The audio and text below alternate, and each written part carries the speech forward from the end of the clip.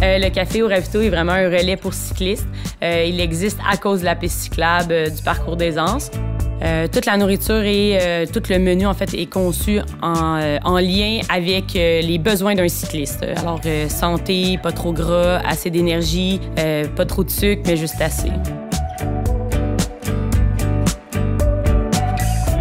La boîte gourmande, nous allons avoir, dans le fond, le croissant qui est jambon-fromage. Le jambon, il vient de chez Turlot à Saint-Gervais.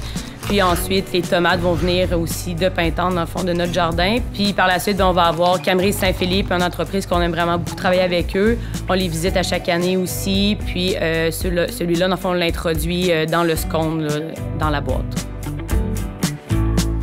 Turlot, en fait, c'est une entreprise de porc qui, sans hormones de croissance et sans antibiotiques, ils font une qualité de porc vraiment extraordinaire, autant dans leur charcuterie que dans leur viande crue aussi. On veut pas vendre de l'eau, on veut vendre de la viande. Une viande, quand elle cuit, on perd à peu près 30 de son volume. Bon, on rentre 30 de saumure. Donc, il va garder ses jus naturels. On fait rentrer l'eau qui va s'évaporer à la cuisson.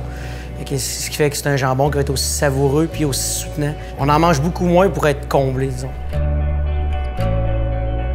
Le goût de la camerise, c'est un peu difficile à expliquer, mais ce qu'on pourrait te donner comme guide, ça peut être un peu un mélange de mûre, framboise, un petit peu rhubarbe à cause du petit côté petit surette léger qu'il y a dedans. Ouais. On fait du vin avec, on fait du gin avec, on fait plein de produits transformés, des confitures, confits d'oignons, sirop, des tartes.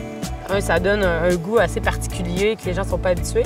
Puis c'est que ça enlève tout le sucre. Ouais. Toutes les pâtisseries trop sucrées, ça devient en fait une pâtisserie juste bien balancée avec la camerise. C'est facile à balancer avec ça, c'est super bon. Hein? Oui, vraiment. Notre plus grand souhait à Odette et moi, je pense, c'est que les gens puissent venir nous voir, commencent ici au Ravito, puis qu'ils puissent aller découvrir en fait la piste cyclable, puis toutes les entreprises là, producteurs locaux de touristes Chaudière-Appalaches et des arrêts gourmands.